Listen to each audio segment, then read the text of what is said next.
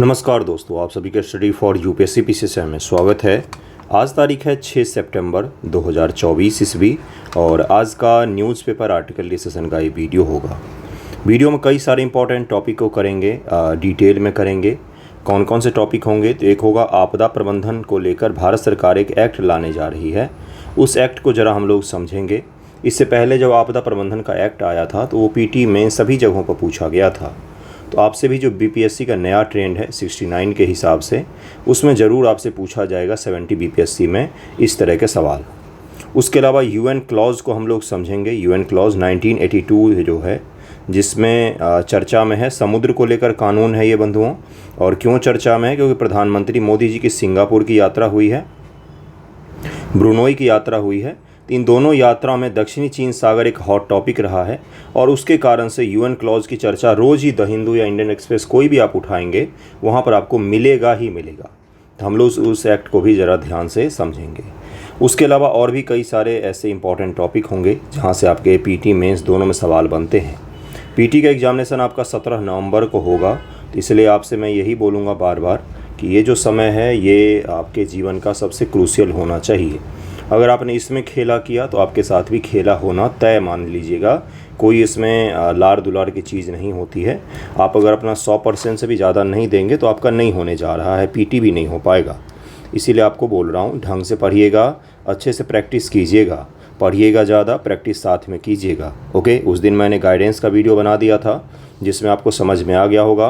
Current affair का MCQ रोज़ ही upload हो रहा है, तो कृपया करके उसको ध्यान से देखिए और उसके जो पीडीएफ दिए हैं मैंने चैनल पर, उससे रिवाइज़ भी कीजिए। ओके, देखिए आज का हेडलाइन क्या है। तो सेबी के जो चीफ हैं, क्या नाम है उनका, माधवीपुरी बुच नाम है। पहली महिला चीफ बनी थी सेबी की, बड़े ही गर्व से पूरे देश भर में आया था। लेकिन अब कई सारे ऐसे भ्रष्टाचार के मामले सामने आ रहे हैं जिसमें उनका डायरेक्ट लिंक है।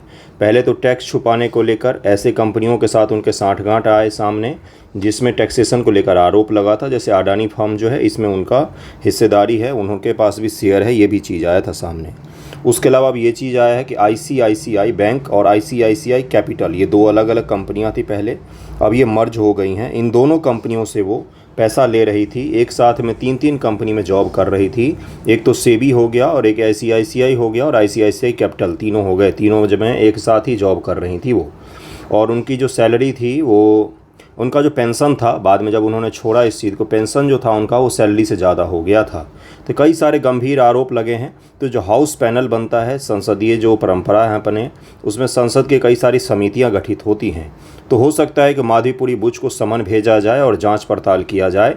ये भी हो सकता है कि सेबी में एक टॉक्सिक वर्क कल्चर भी बन गया है। कई सारे ऑफिसर्स ने भी वहाँ पर प्रोटेस्ट किया है माधवीपुरी बुच को लेकर कि ये सही बिहेव नहीं करती अपने ऑफिसर्स के साथ में, कलीग के साथ में। इसको लेकर जांच पड़ताल हाउस पैनल जो है वो कर सकती है। यहाँ से आपके पीटी मेंस पे सवाल नहीं पूछा जाएगा। सेबी के बारे में पूछा जाएगा, तो सेबी के बारे में मैंने आपको पहले ही पढ़ा दिया था। बाकी इथिक्स में पेपर 4 में यूपीएससी मेंस से पूछा जा सकता है यहाँ पर कि किस प्रकार से आचार संहिता का उल्लंघन है और ऊंचे पद पर बैठे हुए लोगों के लिए इथिक्स क्या होने चाहिए, इस तरह से सवाल पूछे जा सकते हैं। आप यहाँ पर देख सकते हैं कि हमारे विदेश मंत्री जी हैं, सिंगापुर के विदेश मंत्री जी, हमारे प्रधानमंत्री भी हैं और वहाँ के सरकार के प्रमुख भी हैं। भारत ने सिंगापुर के साथ में सेमीकंडक्टर को लेकर साइन किया है, जो काफ़ी ज़्यादा इंपॉर्टेंट माना जा रहा है। सेमीकंडक्टर निर्माण में भारत का भी कोई स्थान नहीं है, लेकिन भारत सरकार बहुत ही ज़्यादा पवित्र तरीके से प्रयास कर रही है कि भारत में सेमीकंडक्टर चिप का निर्माण शुरू हो जाए। चाइना और ताइवान, अमेरिका, यूके, ये सब ऐसे देश हैं जहां पर सेमीकंडक्टर चिप का निर्माण होता है। ख़ास तौर से ताइवान में होता है। सेमीकंडक्टर चिप को भविष्य के जो उद्योग धंधे होंगे, भविष्य की इकोनॉमी का रीढ़ माना जा रहा है। क्यों? क्योंकि कोई भी वस्तु होगा, कोई भी इलेक्ट्रॉनिक उत्पाद होगा, कोई भी डिजिटली चीज़ों को आप देखेंगे तो बिना सेमीकंडक्टर चिप के वो पूरा नहीं हो सकता है।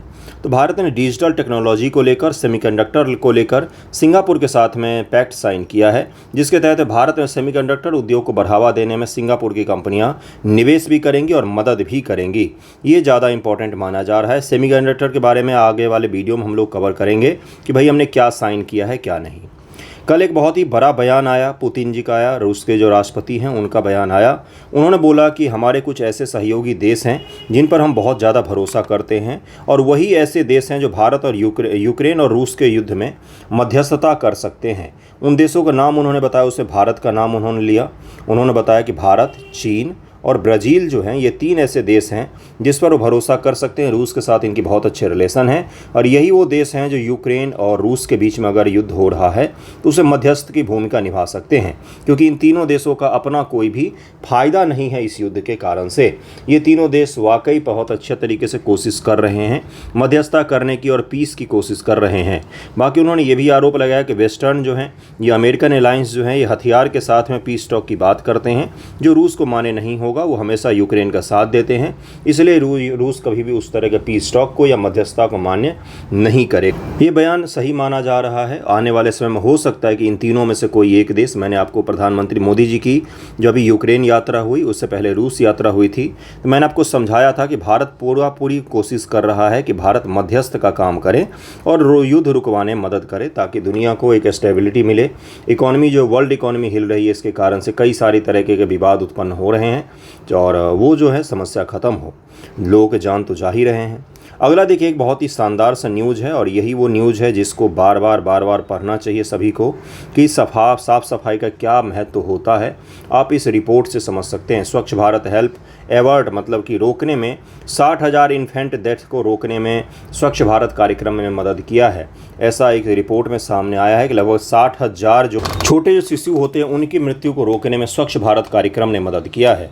इसमें बताया गया कि 60 से 70,000 करीब 10 वर्षों में, कब से कब तक, 7 वर्षों में, 2014 से लेकर 2020 तक के बीच में, अगर आप दोनों ईयर को मिलाएंगे तो 7 वर्ष कंप्लीट होता है। 7 वर्षों में 60 से 70,000 शिशुओं के मौत को रोकने में एक स्वच्छ भारत कार्यक्रम मददगार साबित हुआ है। आप इसी से अंदाज़ा लगाइए कि स्वच्छता का कितना ज़्यादा महत्व है। स्वच्छता से पवित्रता होती है। स्वच्छता का मतलब ही होता है कि भाई साफ़ सफाई इस तरह से होना चाहिए। एक चीज़ के कारण से कई सारी चीज़ों को आप रोक सकते हैं, कई बीमारियों को रोक सकते हैं, बच्चों के मृत्यु को रोक सकते हैं। ये भी रिपोर्ट में सामने आया है। देख सकते हैं आप कहाँ पर सबसे ज़्यादा डिक्रीज हुआ है मोर्टेलिटी रेट में इन्फेंट मतलब शिशु हो गया, छोटे न्यूबॉर्न बेबीज़ हो गए, उनकी बात कर रहे हैं हम लोग। केरला में 50% ज़्यादा शिशु मृत्यु दर में कमी देखी गई है। तेलंगाना में 38.23%, बिहार में 35.71% में, आंध्र प्रदेश में 35.13%, जम्मू कश्मीर में 34% करीब में, दिल्ली में 33%, कर्नाटक में 32%, तमिलनाडु में 31% के आसपास में कमी देखी गई है। इन्फेंट के मृत्यु में, शिशु मृत्यु दर में सुधार हुआ है। इसमें स्वच्छ भारत कार्यक्रम जो है ये सबसे ज़्यादा अहम भूमिका निभा रहा है। स्वच्छ भारत कार्यक्रम वर्तमान गवर्नमेंट की सबसे शानदार योजनाओं में से एक लगती है मुझे, सबसे ज़्यादा शानदार है। कब इसको लॉन्च किया गया था? 2 अक्टूबर 2014 को लॉन्च किया गया था। 2 अक्टूबर 2014 ईस्वी को लॉन्च किया गया था। 2 अक्टूबर को लॉन्च किया गया था। अभी अगले महीने 2 अक्टूबर को कितने वर्ष हो जाएंगे इसके? तो 10 वर्ष कंप्लीट हो जाएंगे पूरी। इसीलिए इस योजना को शानदार माना जा रहा है। इस तरह की रिपोर्ट आने वाले 1 महीनों के दौरान आपको देखने को मिलेंगे और वाकई ये बहुत अच्छी योजना है। कम से कम आपके दिमाग में तो इस चीज़ को लेकर जगह बनी ना कि स्वच्छता होनी चाहिए। कहीं पर भी कुछ भी फेंकने से पहले एक बार तो देखते हैं नज़र दौड़ा कर कि कोई डस्टबिन है तो उसी में डाल दें। तो ये चीज़ कैसे डेवलप हुआ? तो ये चीज़ डेवलप होता है जागरूकता से। स्वच्छ रखना देश को सरकार से भी ज़्यादा नागरिकों की जिम्मेदारी होती है। सरकार इसे मदद ही कर सकती है। जब तक नागरिक सही नहीं होंगे देश साफ कतई नहीं हो सकता है। इंदौर इसका सबसे शानदार उदाहरण माना जाता है। अगर आप इंदौर कभी जाएंगे तो आपको खुद ही फील होगा कि वहाँ के लोग सजग हैं, सरकार से भी ज़्यादा लोग सजग हैं वहाँ के। स्वच्छ भारत कार्यक्रम का उपलब्धियों की बात करें तो देश में ODF फ्री कई सारे गाँवों को घोषित किया गया है। लगभग संपूर्ण देश के जो विलेज हैं उनको ODF फ्री घोषित किया जा चुका है। शहरी एरिया में भी कई सारे ऐसे शहर हैं जिनको ODF फ्री घोषित किया गया है। ODF प्लस की भी अवधारणा लाई गई, ODF प्लस की भी अवधारणा लाई गई है, जिसमें हम अपशिष्ट का जो निपटान है उसको भी ध्यान में रखते हैं कि उस अर्बन बॉडी है या पंचायत है उसके पास में अपने जो अपशिष्ट हैं, चाहे वो ठोस अपशिष्ट हो या तरल अपशिष्ट हो, अपशिष्ट का मतलब गंदगी हो गया, उसके लिए उनके पास प्रबंधन करने की तकनीक मौजूद है कि नहीं, उनके पास में अवसंरचना है कि नहीं प्रबंधन करने का। तो ODF प्लस उसी को माना जाता है। खुले में शौच और खुले में मूत्र से भी मुक्त माना जाता है उस शहर को, उस गांव को। हालांकि कई सारे रिपोर्ट इसमें ये भी आए थे कि कई सारे फर्जी तरीके से भी ODF प्लस मुक्त किए गए। पंचायत मूवी, अगर आप पंचायत वेब सीरीज़ देखा होगा तो आप समझ गए होंगे ODF प्लस का क्या मतलब है। ओपन डेफिकेशन फ्री, खुले में शौच से मुक्त होता है गांव या शहर। ये सबसे बेसिक चीज़ है जो हम अब सीख रहे हैं आज़ादी के 75 वर्षों के बाद। ये मानसिकता का ही तो बदलाव है जिसमें हम ये समझते हैं कि टॉयलेट में जाना ज़्यादा सही होता है बाहर से। ये मानसिकता का ही तो बदलाव है। आज भी गांव में आपको लोग ज्ञान देते हुए मिल जाएंगे, बाहर जाना ज़्यादा अच्छा होता है, नहीं, गलत होता है वो उस कतई सही नहीं होता है, किसी भी दृष्टिकोण से सही नहीं होता है, बहुत ही गलत चीज़ होता है। बीमारी फैलती है, लोगों की मृत्यु होती है, बच्चों की मृत्यु होती है, जिसको रोका गया है स्वच्छ भारत कार्यक्रम के तहत में। शानदार उपलब्धि रही है हमारी। चलते हैं आपदा प्रबंधन एक्ट को जरा समझते हैं डिटेल में कि क्या है आपदा प्रबंधन एक्ट, उसके बाद आगे के टॉपिक पर चलेंगे। देखिए क्या है आज का टॉपिक, आपदा प्रबंधन संशोधन विधेयक 2024 है। अगर आप 71 बीपीएससी को लेकर आंसर राइटिंग करना चाहते हैं तो आप ग्रुप में जुड़ सकते हैं। अपना ग्रुप चलता है 71 बीपीएससी को लेकर। एक नया ग्रुप जल्द ही शुरू होगा, 20 सितंबर के आसपास से शुरू हो जाएगा। उसके बारे में डिटेल में जल्द ही पोस्ट करना शुरू कर दूंगा 71 बीपीएससी को लेकर, जिसमें बेसिक से शुरू करेंगे हम लोग आंसर राइटिंग। 70 बीपीएससी के लिए अभी आप मत लिखिए, आपको मैं यही सजेस्ट करूँगा कि आप पीटी पर ध्यान दीजिए, वही सबसे सही रहेगा आपकी स्ट्रेटजी में। नोटिफिकेशन आने तक आप एक आध सवाल लिख सकते हैं, लेकिन मुख्य रूप से पीटी पर ही फोकस कीजिए, बहुत कठिन होने वाला है पीटी का एग्ज़ाम। आपदा प्रबंधन संशोधन विधेयक 2024 है ये, इसको जरूर ध्यान में रखिएगा। और इस एक्ट के सभी प्रावधान को, अभी एक्ट नहीं बना है, विधेयक है, लेकिन जल्द ही पारित भी हो जाएगा। बहुत ही ज़्यादा चर्चा में है, सरकार ने कई सारे यू टर्न भी लिए हैं इस पर। आपदा प्रबंधन एक्ट बहुत ज़्यादा चर्चा में है, खासतौर से केरल के वायनाड में जब से लैंडस्लाइड की घटना हुई है तब से तो और भी ज़्यादा चर्चा में आ गया है ये एक्ट, है ना, इसीलिए आपको ध्यान में रखना चाहिए इसको। हाल ही में केंद्र सरकार ने मौजूदा आपदा प्रबंधन अधिनियम 2005 में संशोधन करने के लोकसभा में आपदा प्रबंधन संशोधन विधेयक 2024 पेश किया था और उसी के बाद ये चर्चा में है। जरा ध्यान से इसको समझिएगा। हालांकि प्रस्तावित संशोधन से आपदा प्रबंधन कार्यों के बढ़ते केंद्रीकरण और प्रभावी आपदा प्रतिक्रिया के निहितार्थों के विषय में आलोचना भी की गई है। मैंने आपको पहले ही समझाया कि कई सारे राज्य और विपक्ष की पार्टियां आलोचना भी कर रही हैं, उनका काम ही यही है।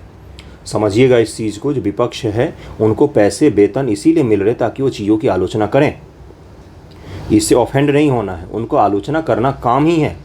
विपक्ष का काम ही होता है आलोचना करना। जैसे आपका काम है ना पढ़ना, वैसे उनका काम है आलोचना करना, क्योंकि वो क्या करेंगे, क्रिटिकली चीज़ों को देखेंगे और उसकी कमियां केवल बताएंगे पब्लिक को। ठीक है, सरकार का काम क्या है, अपने एक्ट के बारे में अच्छी चीज़ें लोगों को बताना। देखिए यहाँ पर क्या बोला गया, आपदा प्रबंधन संशोधन विधेयक 2024 के प्रमुख प्रावधान।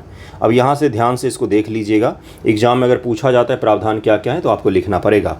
आपदा प्रबंधन योजना की तैयारी 2005 के अधिनियम के तहत में राष्ट्रीय कार्यकारी समिति व राज्य कार्यकारी समिति आपदा प्रबंधन योजना की तैयारी में राष्ट्रीय आपदा प्रबंधन प्राधिकरण NDMA और राज्य आपदा प्रबंधन प्राधिकरण की सहायता के लिए जिम्मेदार थी। पहले के एक्ट में, 2005 के एक्ट में इस विधेयक के प्रस्ताव किया गया है कि राष्ट्रीय और राज्य स्तरीय को दरकिनार करते हुए नेशनल डिजास्टर मैनेजमेंट एक्ट है, NDMA है, SDMA अपने स्वयं की राष्ट्रीय राज्य प्रबंधन आपदा प्रबंधन योजनाएं बना सकता है। पहले क्या रखा गया था, पहले वाले एक्ट जो थे 2005 में, उसमें संघवाद को बढ़ावा दिया गया था। कब सोचेंगे आप इस तरह से, उसमें संघवाद की भावना को बढ़ावा दिया गया था, जबकि इसमें केंद्रीयकरण की भावना को बढ़ावा दिया जा रहा है। संघवाद के विपरीत में जा सकता है ये नया एक्ट जो है। क्यों? क्योंकि इसमें NDMA जो देश लेवल की बॉडी है, जिसके चीफ कौन होते हैं, तो प्रधानमंत्री महोदय होते हैं। ये अपने स्तर से योजनाएं बना सकता है, जबकि पहले क्या था कि ये राज्य स्तरीय जो समिति होती है उनसे सहायता के बिना, उनसे मदद के बिना, उनसे विचार विमर्श के बिना कोई भी एक्ट योजना नहीं बना सकती है। लेकिन इस वाले नए एक्ट में केंद्रीयकरण को बढ़ावा दिया गया है, संघवाद की भावना को कमज़ोर किया गया है। ध्यान से समझिएगा ये टॉपिक, ये शब्दावली जो है इसका उपयोग आप कर सकते हैं। NDMA की जिम्मेदारियों का विस्तार करके इसमें आपदा जोखिमों का आवधिक आकलन भी शामिल किया जाएगा। राष्ट्रीय और राज्य आपदा डेटाबेस बनाया जाएगा। विधेयक राष्ट्रीय और राज्य दोनों स्तरों पर एक व्यापक आपदा डेटाबेस के निर्माण का आदेश भी देता है। आलोचना किस चीज़ को लेकर हो रही है, इसकी एक ही चीज़ को लेकर हो रही है, जो यहाँ पर मैंने आपको समझा दिया। ऐसा माना जा रहा है कि जब ये फाइनल एक्ट पारित होगा तो इस क्लॉज को हटाया भी जा सकता है। अगर विपक्ष की पार्टियों ने सरकार पर अधिक दबाव बनाए तो सरकार यहाँ से इसको पलटी भी मार सकती है और इसको हटा भी सकती है, पहले के अनुरूप ही इसको रख सकती है। दूसरा क्लॉज क्या था कि राष्ट्रीय और राज्य आपदा डेटाबेस बनाया जाएगा। डेटाबेस क्या होता है भाई, एक तरह का एक डेटा सेट होगा जिसमें कॉलम और रो में फॉर्मेट में लिखा जाएगा कि भाई क्या क्या कहाँ पर हुआ है, कितनी आपदाएं आई हैं, किस प्रकार की आपदाएं, कितने लोगों की मृत्यु हुई है, कितना खर्च किया जाना चाहिए, इसको रोकने के उपाय क्या होते हैं, ये सब डेटाबेस होता है। डेटाबेस का मतलब सारा डेटा एक जगह इकट्ठा करके रखा हमने। निधि आवंटन, व्यय, आपदा पूर्व तैयारी, जोखिम रजिस्टर जैसे पहलुओं को शामिल करेगा। अभी मैंने आपको समझाया खर्चा कितना किया है, किस प्रकार से बचाव किया जा सकता है, पहले की तैयारी क्या कर रहे हैं, ये सब कुछ हिसाब डेटाबेस में लिखा हुआ होगा, है ना। एनडीएमए में नियुक्तियां। वर्तमान में केंद्र सरकार एनडीएमए में अधिकारियों और कर्मचारियों को नियुक्त करती है। वर्तमान में केंद्र सरकार करती है। विधेयक एनडीएमए को अपनी नियुक्तिकरण आवश्यकताओं को स्वयं निर्धारित करने, केंद्र सरकार की मंजूरी से विशेषज्ञों की नियुक्त करने की अनुमति देता है। एनडीएमए को ये पावर दे दिया गया है कि आप खुद से ही निर्धारित कर लें कि आप किसको रखना चाहते हैं और भारत सरकार उससे मददगार हो सकती है। शहरी आपदा प्रबंधन प्राधिकरण बनाया जा रहा है। विधेयक राष्ट्रीय राजधानी क्षेत्र दिल्ली, केंद्र शासित प्रदेश चंडीगढ़ को छोड़कर राज्य की राजधानियों और बड़े शहरों के लिए शहरी आपदा प्रबंधन प्राधिकरण का प्रस्ताव रखती है। जैसे मुंबई हो गया, पटना हो गया, दिल्ली हो गया, दिल्ली को छोड़कर, दिल्ली और चंडीगढ़ को छोड़कर, यूटी को छोड़कर पुणे हो गया, बड़े जो शहर बेंगलोर हो गया, इनके लिए एक शहरी आपदा प्रबंधन बनाया जाएगा। अर्बन डिजास्टर मैनेजमेंट अथॉरिटी बनाया जाएगा बड़े शहरों के लिए। देश के बड़े शहर, चाहे वो चेन्नई हो, चाहे वो असम का कोई शहर हो बड़ा, या कोलकाता हो, सारे बड़े शहरों के लिए एक शहरी डिजास्टर मैनेजमेंट अथॉरिटी भी होगी। इस प्राधिकरण का नेतृत्व नगर निगम आयुक्त व जिला कलेक्टर द्वारा किया जाएगा, जो शहरी आपदा प्रबंधन योजना कार्यान्वयन पर ध्यान केंद्रित करेंगे। जो नगर निगम के आयुक्त होते हैं वो, और जो डिस्ट्रिक्ट मजिस्ट्रेट होगा वहाँ का, वो इसकी लीडरशिप करेगा। राज्य आपदा प्रबंधन मोचन बल, यानी कि ये किसकी बात कर रहा है? एसडीआरएफ की बात कर रहा है। आपदा मोचन बल को कहा जाता है इसको, एसडीआरएफ को, डिजास्टर मैंने जो रिलीफ फोर्स होते हैं उनको इस तरह का हिंदी में नाम दिया गया है। 2005 का अधिनियम विशेष आपदा प्रतिक्रिया के लिए राष्ट्रीय आपदा मोचन बल एनडीआरएफ का प्रावधान करता है। विधेयक राज्य सरकारों को स्थानीय प्रतिक्रिया क्षमताओं बढ़ाने के लिए परिभाषित कार्यों, सेवा शर्तों के साथ साथ राज्य आपदा मोचन बल बनाने का भी अधिकार देता है। कई सारे राज्यों ने बना भी रखा है। एसडीआरएफ कई सारे राज्यों में काम करती है। स्टेट डिजास्टर रिलीफ फोर्स जो होती है उनकी बात कर रहे हैं। मौजूदा समितियों का वैधानिक दर्जा। विधेयक राष्ट्रीय संकट प्रबंधन समिति और उच्च स्तरीय समिति को वैधानिक दर्जा प्रदान करता है, जो क्रमशः प्रमुख आपदाओं और वित्तीय सहायता को संभालेंगे। एनसीएमसी का नेतृत्व कैबिनेट सचिव करेंगे। एचएलसी का नेतृत्व आपदा प्रबंधन की देखरेख करने वाले मंत्री करेंगे। दंड व निर्देश। प्रस्तावित विधेयक का उद्देश्य एक नई धारा 61 को जोड़ना है, जो केंद्र और राज्य सरकार के किसी व्यक्ति को आपदा के प्रभाव को कम करने के लिए कोई कार्रवाई न करने या आदेश न देने तथा उस पर 10,000 रुपये तक का जुर्माना लगने की शक्ति प्रदान करता है। आपने एक न्यूज़ पढ़ा होगा जिसमें ये था कि उत्तर कोरिया में बाढ़ आया तो उत्तर कोरिया की सरकार ने कई सारे ऑफिसर्स को मृत्यु दंड दे दी। उन्होंने पाया कि इन्होंने अपना काम सही से नहीं किया, इसलिए उनको मृत्यु दंड दे दी गई। तो भारत सरकार जो है 61 के तहत 10,000 रुपये तक का जुर्माना लगा सकती है अगर आपने सही काम नहीं किया तो। देखिए यहाँ पर लिखा हुआ, व्यक्ति को आपदा के प्रभावों को कम करने के लिए कोई कार्रवाई करने या न करने का आदेश देने तथा उस पर 10,000 रुपये तक का जुर्माना लगाने की शक्ति प्रदान करेगा।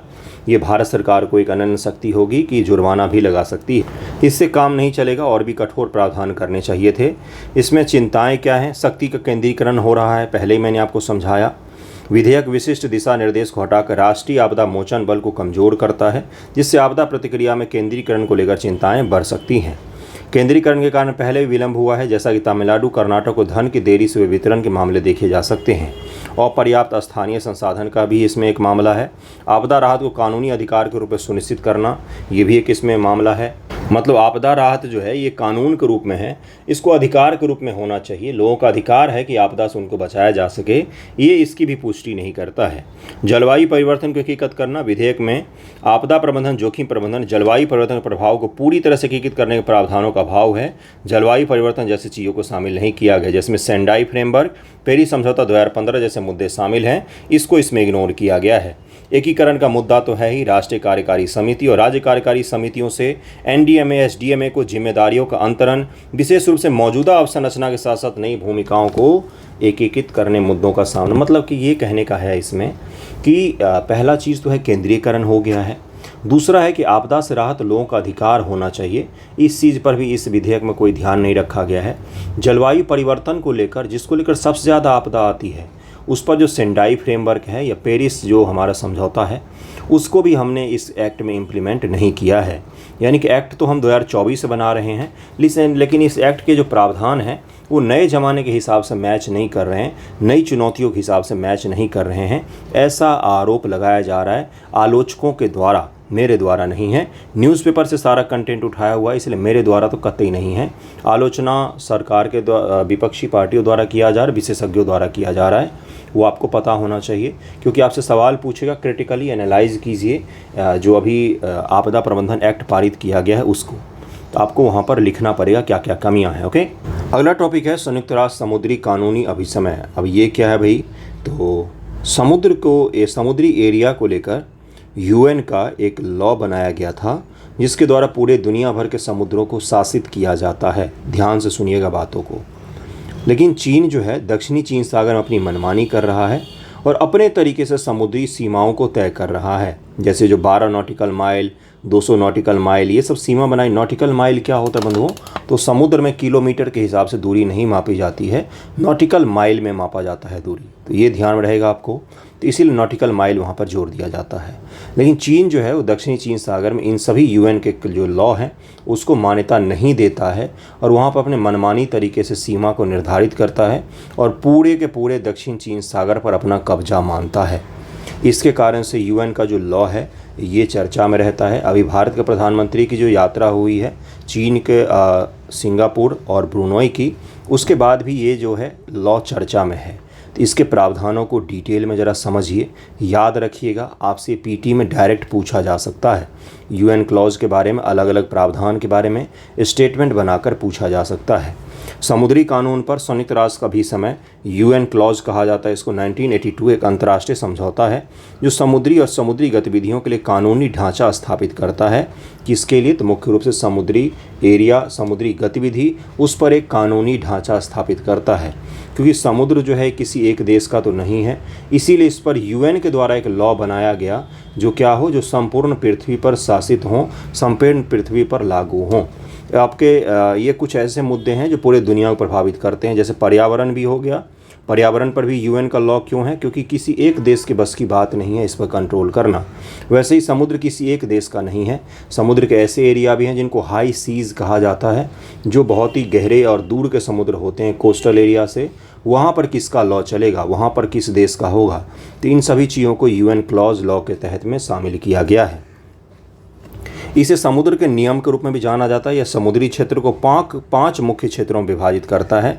आंतरिक जल, प्रादेशिक सागर, सन्निहित क्षेत्र, विशिष्ट आर्थिक क्षेत्र और हाई सीज। हाई सीज वो एरिया होते हैं जिस पर किसी देश का शासन कुछ नहीं चलता है। यहाँ पर सभी देश जा सकते हैं, सभी इस संसाधन का उपयोग भी कर सकते हैं। हाई सीज इनको कहा जाता है। इन पांचों को ध्यान में रखिएगा, सभी को ध्यान में रखिएगा, इनको ध्यान में रखिएगा। यह तटीय क्षेत्र, मैं पांचों के बारे में भी समझाऊंगा अलग अलग। ये तटीय देशों, महासागरों को नेविगेट करने वाले द्वारा अपतटीय शासन के लिए मजबूती प्रदान करता है। यह न केवल तटीय देश का अपतटीय क्षेत्रों का जोन है, बल्कि 5 संकेंद्रित क्षेत्रों में देशों का अधिकार, जिम्मेदारियों के लिए विशिष्ट मार्गदर्शन भी प्रदान करता है। जबकि यूएन क्लॉज पर दक्षिण चीन सागर में लगभग सभी तटीय देशों द्वारा हस्ताक्षर की पुष्टि की गई है, किंतु इसकी व्याख्या अभी भी बहुत ही ज़्यादा विवादित बनी हुई है। पूर्वी चीन सागर में समुद्री विवाद है। अभी वर्तमान में पूर्वी चीन सागर को लेकर भी समुद्री विवाद है। आप इस एक फ़ोटो के द्वारा समझ सकते हैं कि किस एरिया को क्या क्या कहा जाता है। ये इंटरनल, ये आंतरिक जल का क्षेत्र होता है किसी भी देश का। ये नेशनल स्पेस होता है 12 नॉटिकल माइल, यानी कि इंटरनल जो क्षेत्र है, आंतरिक क्षेत्र है, वहाँ से 12 नॉटिकल माइल अगर आप जाएंगे तो नेशनल स्पेस पूरा आ जाएगा। ये नेशनल स्पेस में इंटरनल वाटर और आपका 12 नॉटिकल माइल दोनों ही शामिल होता है। आप देख सकते हैं इंटरनेशनल एयर स्पेस इसके बाद से शुरू हो जाता है। एक्सक्लूसिव इकोनॉमिक जोन भी है, हाई सी भी है। सबको मैं डिफाइन करूँगा भी एक फ़ोटो दिखाने के लिए। अगर आप इसको याद रखना चाहें या जब आंसर राइटिंग करें तो इस तरह के चित्रों का उपयोग करेंगे तो आपको लिए सही रहेगा, आपको ज़्यादा मार्क्स मिल सकते हैं। आधार रेखा क्या होता है? यह तटीय देश द्वारा आधिकारिक रूप से मान्यता प्राप्त तट के साथ कम परिक्षेत्र की जल रेखा होती है। जैसे भारत है ये, तो भारत इसको आधार रेखा मानेगा। तो यहाँ से अब हर चीज़ की गणना की जाएगी। इसी को बेस लाइन कहा जाता है, बेस लाइन कहा जाता है। ओके, आंतरिक जल सबसे पहला था। आंतरिक जल वे जल होते हैं जो आधार रेखा के भूभाग पर स्थित होते हैं और जिससे प्रादेशिक समुद्र की चौड़ाई मापी जाती है। इसी को आंतरिक जल का क्षेत्र कहा जाता है। प्रत्येक तटीय देश के अपनी भूमि क्षेत्र के तहत अपने आंतरिक जल पर पूर्ण संप्रभुता होती है। आंतरिक जल के उदाहरणों में खाड़ी, बंदरगाह, इनलेट, नदियाँ, यहाँ तक कि समुद्र से जुड़ी हुई झीलें भी शामिल होती हैं। ये सभी आंतरिक जल के हिस्से होते हैं। जैसे भारत के जो बंदरगाह हैं ये आंतरिक जल के क्षेत्र में ही स्थित होते हैं। आंतरिक जल से इनोसेंट पैसेज के गुजरने का कोई अधिकार नहीं होता है, यानी कि कोई दूसरे देश का कोई वाहन यहाँ से नहीं गुजर सकता है बिना परमिशन के। इंसेंट पैसेज का तात्पर्य उन जल से गुजरना है जो शांति और सुरक्षा के प्रतिकूल नहीं है, हालांकि राष्ट्रों को इसे निलंबित करने का अधिकार भी है। अगला है प्रादेशिक सागर। प्रादेशिक सागर किसको कहा जाता है बंधुओं? प्रादेशिक समुद्र अपनी आधार रेखा से समुद्र की ओर 12 नॉटिकल माइल होता है, इसी को प्रादेशिक सागर कहा जाता है। यह नॉटिकल मील पृथ्वी की परिधि पर आधारित होता है। जैसे एक समुद्री मील बराबर कितना होता है, तो 1.85 किलोमीटर होता है। इसको अगर आप ध्यान रखेंगे तो याद रहेगा, ये नॉटिकल माइल को इसी प्रकार से कैलकुलेट किया जाता है। कॉन्टिन्यूस जोन किसको कहा जाता है? कॉन्टिग्यूअस जोन होते हैं, ये सन्निहित क्षेत्र का विस्तार आधार रेखा से 24 नॉटिकल माइल तक विस्तृत होता है। तटीय देशों को अपने क्षेत्र के भीतर राजकोषीय, आवर्जन, स्वच्छता और सीमा शुल्क कानूनों के उल्लंघन को रोकने तथा दंडित करने का अधिकार भी कॉन्टिग्यूअस जोन में होता है। इसमें संबंधित देश को अपनी सीमा पर न्यायाधिकारिता का अधिकार होता है, लेकिन यह हवाई और अंतरिक्ष क्षेत्र पर लागू नहीं होता है। ओके, अगला है एक्सक्लूसिव इकोनॉमिक जोन, इसको कहा जाता है। ये आधार रेखा से बेस लाइन जो हमने पहले डिसाइड किया था, बेस लाइन के अंदर होता है अपना जो पोर्ट वगैरह होते हैं ना, वो बेस लाइन के अंदर होते हैं। तो बेस लाइन से 200 नॉटिकल माइल की दूरी तक हमारा EEZ होता है, एक्सक्लूसिव इकोनॉमिक जोन होता है। इसमें प्राकृतिक संसाधनों की खोज, दोहन, संरक्षण और प्रबंधन का संप्रभु अधिकार प्राप्त होता है किसी भी देश को। हाई सीज उसके बाद शुरू हो जाता है। EEZ से अलग समुद्र की सतह व जल स्तंभ को हाई सीज कहा जाता है, गहरा समुद्र का इलाका होता है ये। इसमें सभी मानव जाति की साझा विरासत है, इस पर कोई भी देश दावा नहीं कर सकता है, कोई भी देश इस पर दावा नहीं कर सकता है। देश इन क्षेत्रों में गतिविधियों का संचालन तब तक कर सकते हैं जब तक कि वह शांतिपूर्ण उद्देश्यों के लिए हो, जैसे कि परागमन, समुद्री विज्ञान और पानी के नीचे खोज। इन सभी चीज़ों के लिए यहाँ पर समुद्र का उपयोग किया जा सकता है देशों के द्वारा। ओके, नेक्स्ट टॉपिक पर चलते हैं। अगला देखिए, अगला है, मैंने आपको समझाया था कि दुनिया का पहला लीगली बाइंडेड पैक्ट जो AI पर साइन किया गया था, किसके द्वारा? तो यूरोपियन कमीशन के द्वारा किया गया था। ये मैंने आपको समझाया था। काउंसिल ऑफ यूरोप जो था इसके द्वारा मैंने आपको समझाया था, इसने दुनिया का पहला लीगली बाइंडेड पैक्ट जो है AI पर अपनाया था। अब उस पैक्ट को USA यानी कि अमेरिका, उसके अलावा यूरोपियन यूनियन और UK यानी कि यूनाइटेड किंगडम, इन तीनों देश ने भी उस लीगली बाइंडेड AI पैक्ट को साइन किया है, जिसमें AI के मिसयूज को रोकने के लिए इस पैक्ट में प्रावधान डाले गए थे। और इसमें ये चीज़ डाला गया था कि AI का उपयोग मानव की भलाई के लिए किया जाएगा, इसका खुलेआम सभी तरह से उपयोग नहीं किया जाएगा। इसे मानव अधिकारों का और ख़ास तौर से इंसानी प्रवृत्ति के लिए नुकसान न हो, उसका ज़रूर ध्यान रखा जाएगा। इसी को लेकर लीगली बाइंडेड एक्ट को साइन किया गया था। यूरोप का काउंसिल जो है, जिसको काउंसिल ऑफ यूरोप कहा जाता है, काउंसिल ऑफ यूरोप और यूरोपियन यूनियन में मैंने आपको अंतर भी समझाया था। इस टॉपिक को डिटेल में भी हम लोग देखेंगे, लेकिन फिलहाल में ये चीज़ ध्यान रखिएगा कि दुनिया का पहला जो लीगली बाइंडेड पैक्ट है AI को लेकर, जिसको काउंसिल ऑफ यूरोप ने शुरू किया था, उसको United state of America, European union और UK ने भी साइन किया है। इस चीज़ को भी अगर आप ध्यान में रखेंगे फिलहाल के लिए तो सही रहेगा। इस पर डिटेल में हम लोग नेक्स्ट वीडियो में बात करेंगे, जिसमें मैंने आपको ये पूरा एक्ट समझाना है कि भाई क्या क्या है और क्यों इस प्रावधान को इतना ज़्यादा महत्व दिया जाता है। दुनिया का पहला लीगली बाइंडेड है AI को लेकर पैक्ट, इसलिए एग्जाम में सवाल एक्सपेक्टेड है इस टॉपिक से, यहाँ से पूछा जा सकता है। काउंसिल ऑफ यूरोप जो है उसने सबसे पहले इसको बनाया था। अब धीरे धीरे करके दुनिया भर के कई सारे देश और संगठन भी इससे जुड़ रहे हैं। ओके, अगला न्यूज़ देखिए क्या है। अगला न्यूज़ को कहा जाता है BRAP। अब ये क्या है? इसको कहा जाता है बिजनेस रिफॉर्म एक्शन प्लान। ये मिनिस्ट्री ऑफ जो इंडस्ट्री है, भारत सरकार का कॉमर्स एंड इंडस्ट्री है, उद्योग और जो वाणिज्य मंत्रालय है, उसके द्वारा इस रैंक को जारी किया जाता है, जिसमें ईज ऑफ डूइंग बिजनेस का रैंकिंग जारी किया जाता है। ईज ऑफ, देखिए यहाँ पर लिखा हुआ डूइंग बिजनेस रिफॉर्मर्स की रैंकिंग जारी की जाती है। इसमें केरला और आंध्र प्रदेश जो है इस बार टॉप किया है इन राज्यों ने। इसको हम लोग थोड़ा सा डिटेल में भी देखेंगे। और यहाँ से मेंस में सवाल पूछा गया था, BPSC में पूछा गया था। नीति आयोग के ईज ऑफ डूइंग बिजनेस से एक सवाल पूछा था उन्होंने, लॉजिस्टिक वाला था आई थिंक या बिजनेस वाला था, वहाँ से सवाल एक पूछा था। According to the achiever number, Kerala was the top. Kerala जो है अभी टॉप पर है, और उसके बाद से आंध्र प्रदेश है, फिर गुजरात, फिर राजस्थान, फिर त्रिपुरा, फिर उत्तर प्रदेश का नाम आता है। अरुणाचल, तेलंगाना, पंजाब और पुदुचेरी जो हैं, इनका जो है ये वर्स्ट परफॉर्मर में नाम है।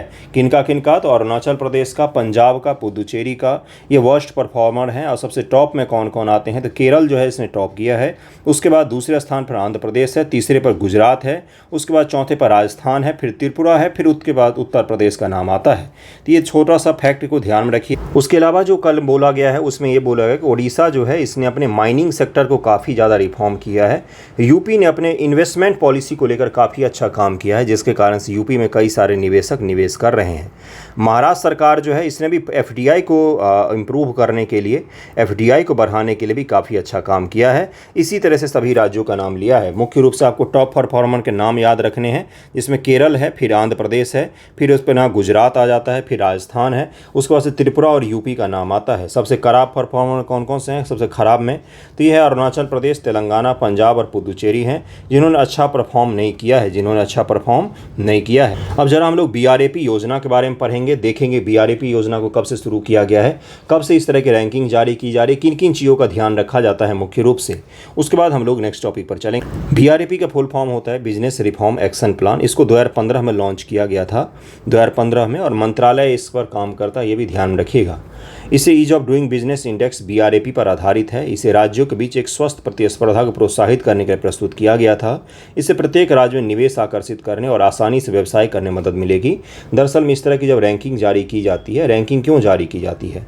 आप जब टेस्ट सीरीज देते हैं तो उसमें क्या होता है, रैंकिंग होती है। रैंकिंग से क्या पता चलता है कि भाई आपका परफॉर्मेंस दूसरों की तुलना में क्या है, और एक स्वस्थ प्रतिस्पर्धा का निर्माण होता है। उसी प्रकार भारत सरकार में प्रतिस्पर्धी संघवाद को बढ़ावा देने के लिए भारत सरकार ने अलग अलग प्रकार के रैंकिंग को जारी करना शुरू कर दिया था। 2014 के बाद आपने ये सब प्रवृत्ति देखी होगी, 2014 के बाद ही देखा होगा नए गवर्नमेंट में ही, जिसमें स्वच्छता को लेकर रैंकिंग जारी होती है, उद्योग धंधों को लेकर होती है, ईज ऑफ डूइंग बिजनेस तो हो ही गया, लॉजिस्टिक को लेकर जारी की जाती है, हेल्थ को लेकर जारी की जाती है, पॉवर्टी को लेकर जारी की जाती है, गवर्नेंस को लेकर जारी की जाती है। तो ये सब अलग अलग प्रकार की रैंकिंग क्यों जारी की जाती है? क्योंकि राज्य जो है एक दूसरे से कम्पीट करें, स्वस्थ प्रतिस्पर्धा का देश में निर्माण हो, जिसके कारण से क्या हो, सभी राज्य एक दूसरे को देखकर अनुसरण करके हुए आगे बढ़ें।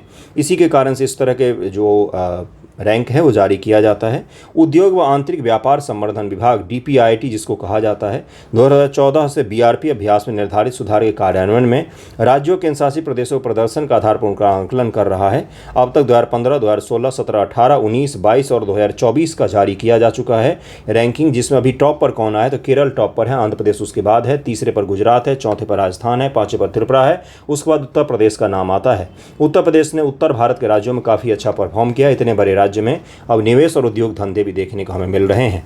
इस छोटे से न्यूज़ को ध्यान में रखिएगा, कब से शुरू किया गया ये भी ध्यान में रखिएगा। इस बार का तो मैंने आपको बताया है, ये बाकी इसके और भी कई सारे चीज़ें होंगी जिसको हम लोग आने वाले वीडियो में धीरे धीरे करके कंप्लीट करेंगे। एआई पर जो लीगली बाइंडेड है उस टॉपिक को हम लोग नेक्स्ट वीडियो में डिटेल में समझेंगे। थैंक यू सो मच आप सभी का न्यूज़पेपर डिस्कशन देखने के लिए।